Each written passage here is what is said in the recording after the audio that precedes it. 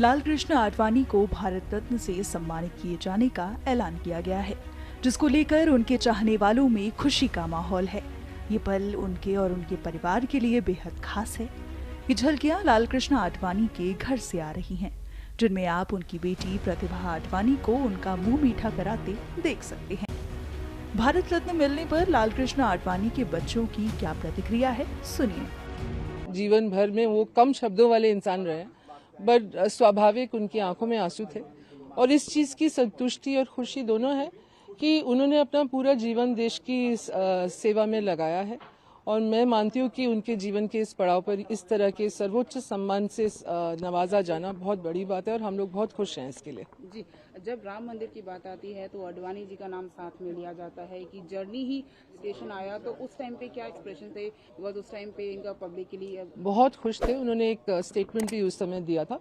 वो बहुत खुश थे। स्वाभाविक है कि उनके जीवन का एक ऐसा सपना जिसके लिए उन्होंने काफी समय से संघर्ष भी किया, उसमें मेहनत भी की, उस सपना पूरा हुआ, तो इसके लिए वो बहुत खुश हैं। जी, अभी जब पीएम की बातचीत हुई, पीएम ने खुद ट्वीट करके बताया कि मेरी बातचीत हुई है आडवाणी जी से, तो उस टाइम पर क्या बातें हुई? वो बहुत भावविभोर हैं। सुबह से आंखों में आंसू है। जो अक्सर उनका व्यक्तित्व इस तरह का है कि कोई उनकी प्रेज करता है तो उनके स्वाभाविक आंसू आ जाते हैं आंखों में।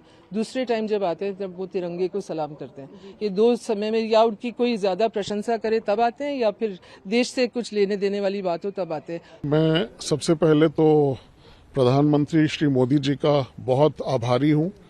उन्होंने श्री लाल कृष्ण आडवाणी जी को भारत रत्न से सम्मानित किया है और ये परिवार के लिए, देश के लिए, हम सब के लिए एक बहुत ही प्रसन्नता का विषय है। जी, अगर बात करें राम मंदिर की, तो राम मंदिर की जो लड़ाई थी वो आडवाणी जी से शुरू हुई थी। जब राम मंदिर की बात आती है तो आडवाणी जी का नाम साथ में आता है।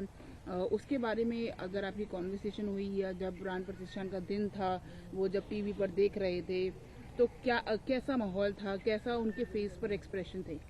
देखिए, 1990 में आडवाणी जी की रथ यात्रा हुई थी जो राम मंदिर के निर्माण के लिए थी और 1990 से लेके अब तक आज 2024 हो गया है। इतने वर्षों तक कई लीगल केसेस भी आए, कई और बातचीत हुई, लेकिन आज मंदिर हमारे सामने आया है और ये एक निश्चित रूप से उनके जीवन काल में हुआ है।